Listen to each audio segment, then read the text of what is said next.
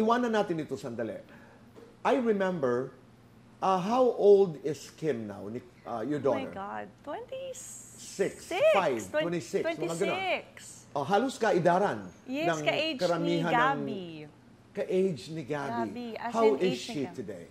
Good, very good. Kumusta ang inyong relasyong mag-ina? Thank you, because of Tito Boy's help na naman. Siyempre, narating ko na ngayon, siyempre, yung gusto ko na maging ina kay Kim. We went through a lot because my mom, yung mommy ko yung naging nanay niya, na of course passed away.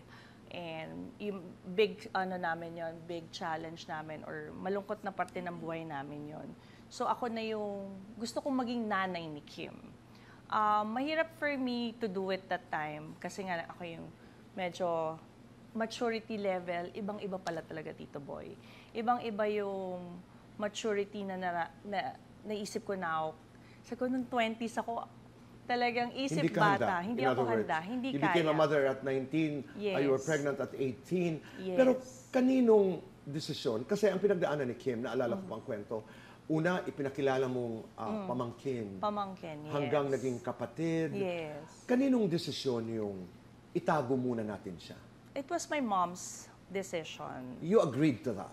I agreed to that. Bakit? Because the time kasi as a model talagang maraming morality clause, marami akong contract na mawawala, nakakontrata ako sa ganitong product, shampoo, sabon, lahat yan, they're very strict sa morality clause. So kapag sinabi mo nun na you have a child out of wedlock, nasa clause yun na talagang mawawalan ako ng trabaho.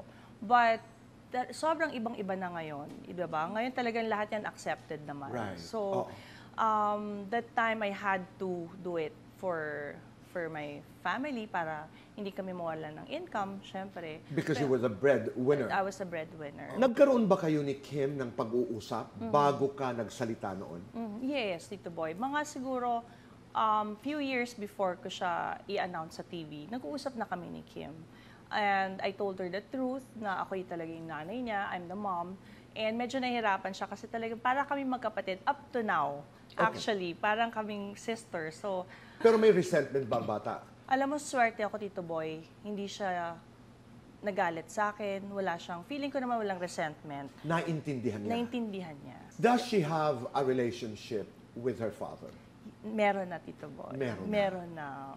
How did it happen? Paano? So, she turned 21 and sabi ko, it's time for her to meet her father talaga, na magkaroon na kayo ng relasyon. Kasi na-meet naman niya yung daddy niya before.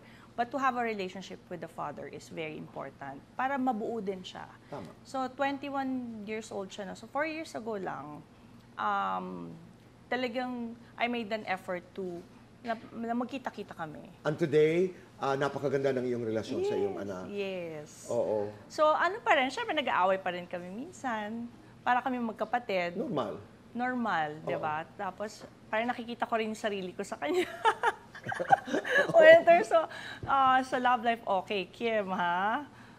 Pero pinapayagan mo na? Pinapayagan ko na. Oh, she's naman. 26. 26. Pero mas mabait na version ko si Kim.